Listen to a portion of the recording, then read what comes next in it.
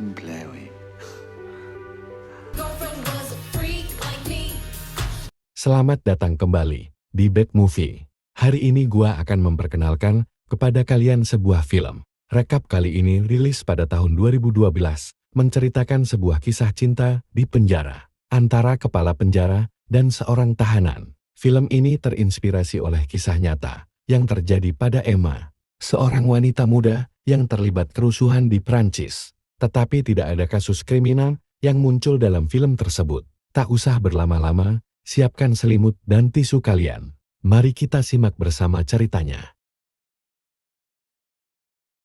Scene berawal dari seorang gadis bernama Anna. Dia dipindahkan ke penjara wanita di Versailles. Salah satu penjaga membawanya ke sel dan memberitahunya jika pendeta akan mengunjungi mereka di akhir pekan. Teman satu selnya tiba, lalu memperkenalkan diri dan memberitahu dia tentang acara model yang akan segera diadakan. Lisa dia ditugaskan untuk menyiapkan makanan. Di sana dia bertemu dengan sipir bernama Joan, dan dia menyarankan Anna untuk terlibat acara tersebut. Semua orang mulai bersiap-siap untuk peragaan busana yang akan diadakan.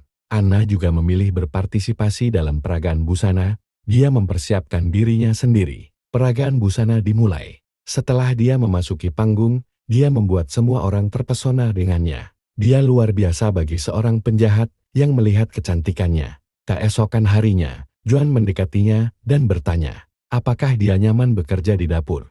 Anna mengatakan kepadanya bahwa dia menikmati bekerja di dapur dan menolak untuk diganti. Dia bertanya lagi kepadanya, apakah dia tahu pelanggarannya. Dia mengatakan kepadanya, tidak peduli mengapa dia ada di sini, karena tugasnya adalah menjaga ketertiban di penjara. Joan sudah menikah, dia mempunyai anak dan seorang istri, bernama Alice. Alice menghadiri acara sekolah untuk menonton putri mereka. Kemudian guru memanggil pasangan itu dan memberitahu mereka jika semua orang mengolok-olok putri mereka karena mereka bekerja di penjara. Joan marah dan meninggalkan tempat itu. Ibu Anna mengunjungi putrinya.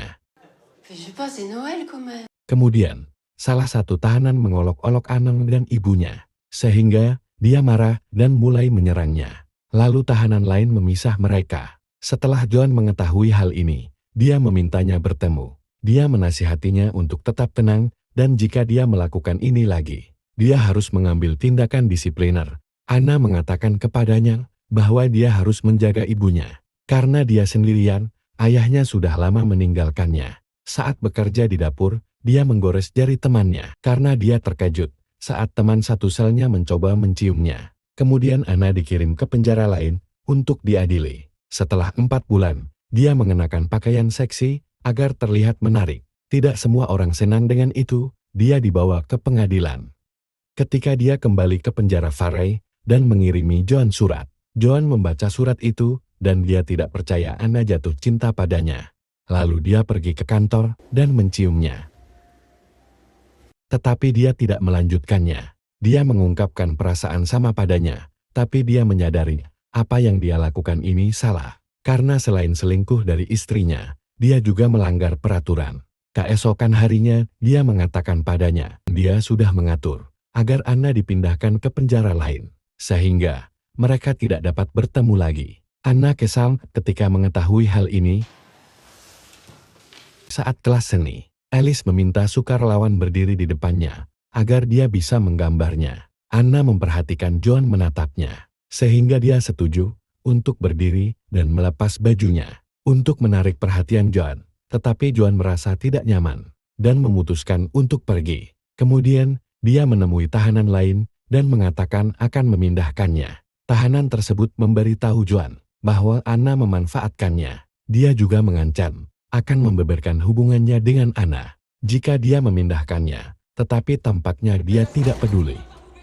Dia menarik kembali keputusannya dan memberitahu Anna jika dia tidak akan memindahkannya sambil memotong rambutnya. Anna bertanya tentang istri dan anak-anaknya, tetapi dia ragu untuk menceritakan keluarganya. Lalu dia merayu dan menggodanya, dan kali ini mereka akhirnya bersenang-senang. Alhasil mereka melakukannya di setiap kesempatan yang ada. Tout me plaît, oui. Di suatu pertemuan, seorang penjaga menyatakan, ada rumor tentang hubungan Joan dengan Anna, karena mereka menghabiskan banyak waktu bersama. Joan menyangkal desas-desus ini, dan mengatakan kepada mereka, tidak ada hubungan di antara dia dan Anna. Ibu Anna datang mengunjunginya, kemudian dia memberitahu putrinya. Dia telah mengunjungi seorang peramal, dan dia mengatakan kepadanya, bahwa putrinya sering bercocok tanam. Mendengar itu, dia marah pada ibunya. Dia mengatakan kepadanya bahwa dia sekarang di penjara. Kemudian, dia mengadakan pesta dengan teman satu selnya, lalu mengirimkan fotonya kepada Joan untuk merayunya. Namun, Joan tidak menanggapi pesannya, membuat dia berpikir Joan hanya memanfaatkannya. Jadi dia meminum banyak obat. Ketika Joan mengetahui itu, dia mendatanginya dan memeluknya, lalu memberitahunya tentang perasaannya. Kemudian seorang pejabat pemerintah tiba untuk menginterogasi Joan. Dia bertanya tentang hubungannya dengan Anna, tetapi dia menyangkalnya. Alice mengetahui hubungannya dengan Anna. Dia menyarankan untuk meninggalkannya, jika dia ingin tetap tinggal bersama. Tetapi dia tidak bisa. Kemudian dia menelpon Anna melalui telepon ibunya, lalu mengatakan kepadanya bahwa dia akan diberikan cuti selama sehari. Joan akan datang menjemputnya dan membawanya kemanapun ingin pergi. Ketika di hari libur, dia membawanya ke hotel J'ai mewah. réservé une chambre au nom de Firmino. Kemudian, dia pergi ke toko untuk membeli kartu telepon. Dia memberikan kartu telepon kepada Anna dan meminta dia untuk menyembunyikannya. Joan kembali ke rumah setelah mengantar Anna kembali ke penjara. Alice masih marah padanya dan dia bertanya, apakah dia benar-benar mencintai Anna? Dia menjawab bahwa itu rumit dan dia tidak tahu harus berbuat apa. Anna memberitahu teman satu selnya bahwa dia mengandung anak Joan, dan dia bingung apa yang harus dia lakukan selanjutnya. Sehingga rekannya menyarankan untuk mencari pria yang mau menerima apa adanya. Joan kembali ke pekerjaannya setelah liburan singkat dan mencoba berkomunikasi dengan Anna. Namun, tiba-tiba petugas datang dan menangkapnya. Petugas tersebut menanyai Joan tentang hubungannya dengan Anna. Dia terpaksa mengakui hubungan dengan Anna, dan petugas menasihati Joan bahwa Anna memanfaatkannya untuk keuntungan pribadi. Tetapi Joan tidak setuju. Joan pergi menemui Anna pada hari liburnya, tetapi dia menolak untuk berbicara dengannya. Lalu dia marah ketika melihatnya bersama pria lain. Dia mencoba untuk berbicara dengannya, tetapi dia berpura-pura tidak mengenalnya. Setahun kemudian, Joan datang ke pengadilan. Pengacaranya menyuruhnya untuk mengatakan bahwa Anna memanipulasinya sepanjang persidangan. Anna dan Joan bertukar pandang, lalu tersenyum. Di sini film berakhir, ending yang membuat kita bingung. Apakah itu cinta sejati, atau hanya hasrat erotis sekilas?